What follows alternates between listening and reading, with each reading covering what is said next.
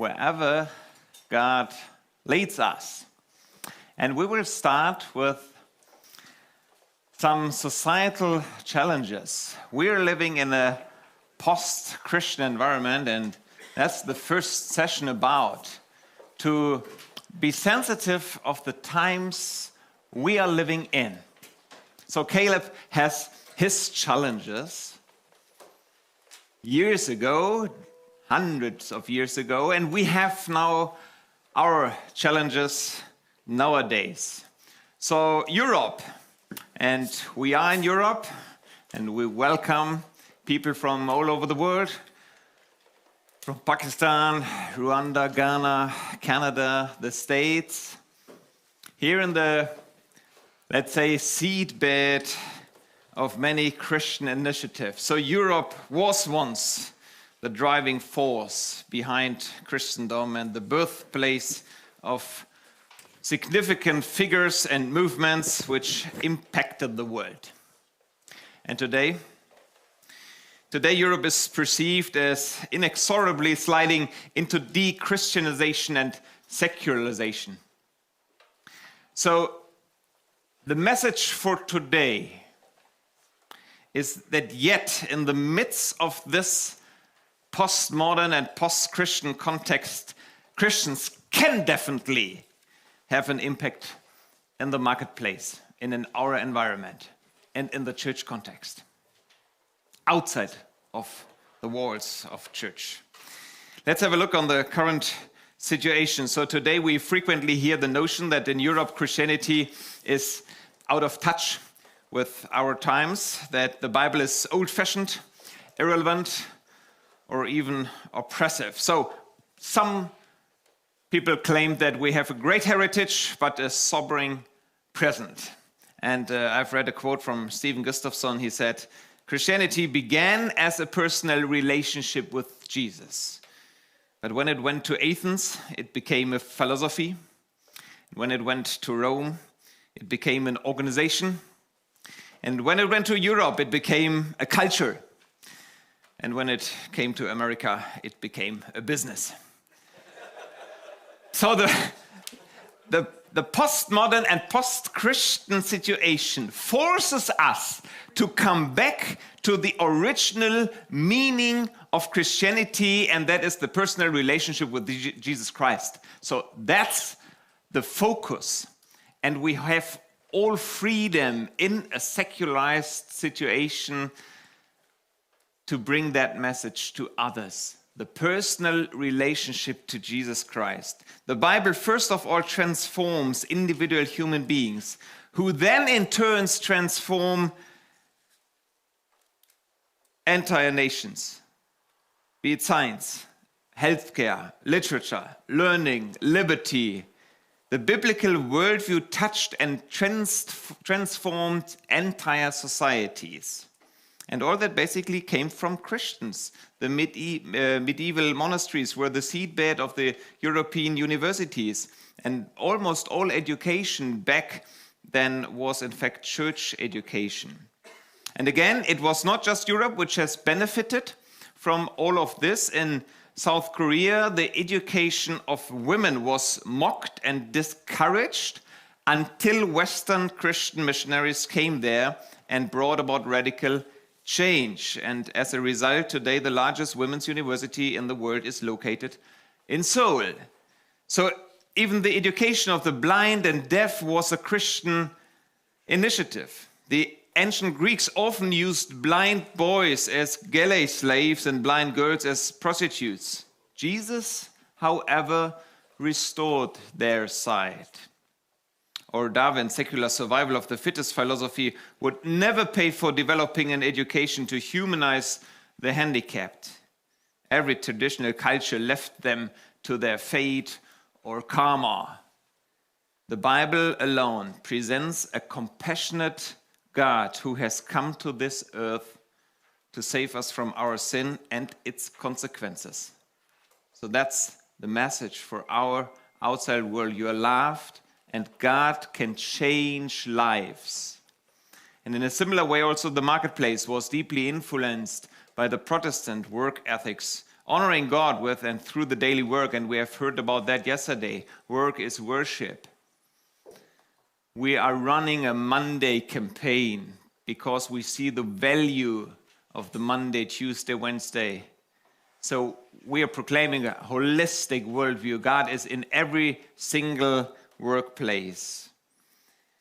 Meanwhile, Christianity has experienced a big change over the last 100 years. So the World Missionary Conference 1910 in Edinburgh had this claim of conquering the world. So while in 1910 evangelization meant Christianization, meant culturalization, we meantime were confronted with the 20th century full of other ideologies: nationalism, fascism, communism, socialism, and many more isms. So now the situation has changed dramatically, especially in the Western countries. Christianity has left the public arena, unfortunately. Meanwhile, we try to avoid any Christian hint because the postmodern society didn't like this and has shifted all kind of religious life into the private sector. And that is a demonic paradigm. And we see that in many cases. So Christmas cards became season's greetings. Happy Easter became Happy Spring. And the Christmas market is a winter market. And as an employer, also as a Christian employer, you can't hire Christians because of their faith. So even in some kind of Christian organizations, you must find other arguments. The Christian faith can't be an argument to hire somebody. And don't have a prayer room, because if you have a prayer room for one religious group, you have to have other 10 prayer rooms for others. So the prayer religious belief is outside of everything what is formalized in our workplace. And please avoid, for example, the 10 Commandments or a cross in your entrance hall. I know quite often in the States visiting Christian business people there, and there is a quite different situation. It's more Christianized still in the States. So many company owners do have crosses or 10 Commandments in the entrance hall to make clear what they believe. That's difficult all over Europe. So we are sometimes forced to work against the Christian conscience. Being a dedicated evangelical Christian is becoming very unpopular. It sounds like an extremist or a fundamentalist. So in Iraq, ISIS has banned her from being taught about evolution. And compared to that, in 9 states and DC, creationist voucher schools are doing the same to her with our tax dollars. That's a statement to compare this extremist and other religious groups with evangelical Christians. Or another example, recently a couple of missionaries were killed in Yemen because of their faith and missionary activities. And what was the reaction in the Western media? How on earth can these fundamentalists provoke the Muslims with their intolerant missionary activities? So there is indeed a very unclear and unspecific understanding about the core of mission, of our message to the world. So how to bring the cross back into the public arena? It's now a situation like a restart. I have Eastern German friends who have lived for 40 years without any kind of Christian education. So everything what these friends know about Christianity, they only know it by watching Hollywood movies. So it is a good strategy to make use of media. And like the movies The Passion with Mel Gibson was one of the most successful Christian movies of the last decades. And I know a lot of countries where church planting and official missionary activities are forbidden. And this movie has changed hundreds and thousands of lives. And in fact, it was a big business. So The Passion by Mel Gibson earned $911 million. So a big business, a professional movie, which was used by God to missionize countries around the globe. So we have to be strategic. What can be current tools, products, services in a professional way, which also transports the gospel? It can be a very profitable business like this movie, but has an additional agenda. It transports the gospel to people no church could reach. And also we as business people, we meet people no pastor can reach. So there is a certain call on every businessman's life. We should try to avoid to see our future through the ruins of the past. So we will have Vishal Mangalwadi with this perfect claim of the amputated soul, Western soul, which has caused an ideological vacuum in the public arena. And that creates an increasing need for private initiatives coming from Christians, especially in the workplace. We'll now see a short movie about what work is about in the workplace.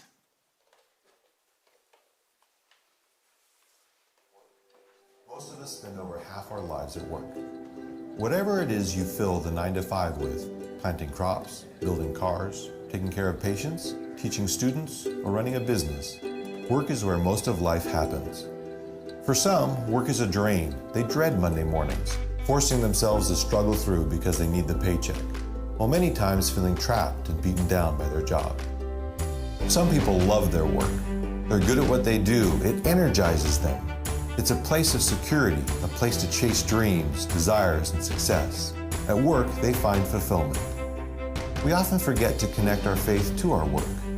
We don't consider the reasons God may have us at our job. We don't think about the purpose and meaning we could bring to our work. We simply focus on how it makes us feel. But what if we saw our work as an opportunity to worship? As Christians, we are called to serve Christ with our lives.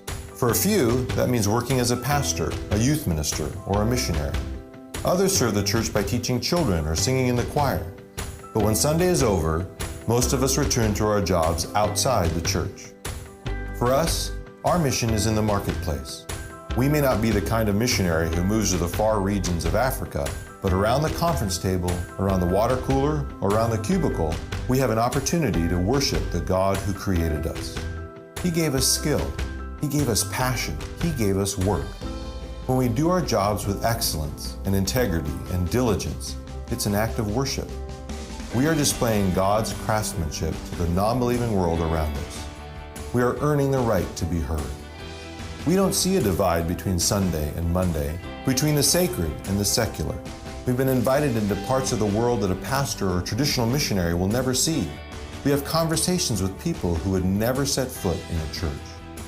Whether we love or dread our work, we choose to turn the focus away from ourselves and toward the mission God has for us. Church is not the only place we worship, and Sundays are not the only days on our calendars that have meaning. Every day on mission for God brings us great joy. Like the heroes before us, we can be modern-day Noahs and Josephs and Peters who are called with a purpose. God has designed us. He created us to work and to worship. For us, work is worship. Work is worship. Although it sometimes feels like a total cut of the old oak of Christianity in Europe, there are new shoots, especially in the marketplace, which give hope to us in a post-Christian environment and society. So we will see new types of Christian communities, new kinds of companies with a church function. So even in this building, which was a formerly company, we now have started a co-work center upstairs. So if you have time during coffee or lunch, you can visit. We will have an environment for people to stay here during the week working on some projects or initiatives. If we have some startups or people who just need their laptop, they have an infrastructure filled by God's Spirit, making use of our prayer room. So we intentionally pray for these young entrepreneurs, for people who want to use that desk and be here. Fill that house also during the week. So we are not just a Sunday church, want to be a Monday church. So that's our call. And in the basement, maybe you have seen on the ground floor the kindergarten. So for many years, it is highly respected and quite popular in this area. And meanwhile, 70 to 80% of the kids are not coming from Christian families. So we have an incredible influence into families through the kids. So there are opportunities to be church in a larger way than just the gatherings on Sunday. It's more than ever before that the single man in the workplace who makes the difference in his environment. So we are Jesus for others. We are the light to others. We can give orientation, help, support, love, care, and everything what God gives us in our life, we can spread out to others in the workplace. And we already heard about baptism in a backhoe bucket, or if you know the Last Supper from Leonardo da Vinci, then maybe it looks like this in the workplace setting. So let's have Colossians 3:23 in mind. Whatever you do, work at it with all your heart, as working for the Lord, not for human masters. And that belongs to everything what God gives us to work.